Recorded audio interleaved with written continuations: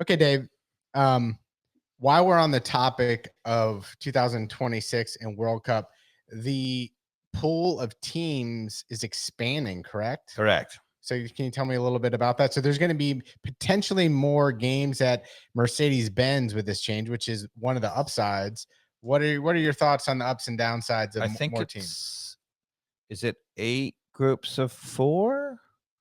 Yeah, and the knockout rounds go. It's the group of Yeah. 32, right? That becomes single What's elimination crazy is that knockout. 2 teams go through from every group, and then Oh, a really? best third place winner comes through. So that wouldn't be if it. Yeah, that must no, because I know if it was 8 groups, then it would all be equal. You would have all 3. Is it something like 104 teams? Oh, no, that's crazy, No, right? that's Yeah. the number of games. Number It's of games, expanded. 104 It's games. almost like almost tripled. It was like 40, or 50 is going to 120 or something. Yeah. The number of games.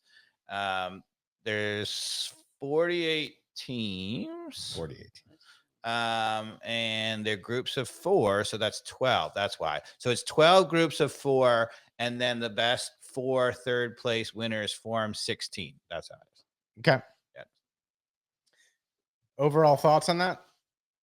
Do we need more mediocre teams? No. Well, I don't necessarily. I mean, I think a better tournament is a smaller thing, but a smaller tournament. But to be honest, I don't have a problem with FIFA doing that. I really like bringing in teams, giving chances for teams. Those countries are going to continue to develop. I have no problem with them being in the World Cup. What I don't like is that the knockout round means nothing. Yeah. Right. It almost means nothing. You just got to finish in the top 2 in your group. There is a more like FA Cup chance where like some of the lower ranked teams make a run the same way we saw with Morocco in the last World Cup. And you go right to 16 where it's single elimination. So the whole point of having a group stage is so that you can have, you can have one bad moment and you're not out, and you can you can figure out who the better teams are and give them an advantage.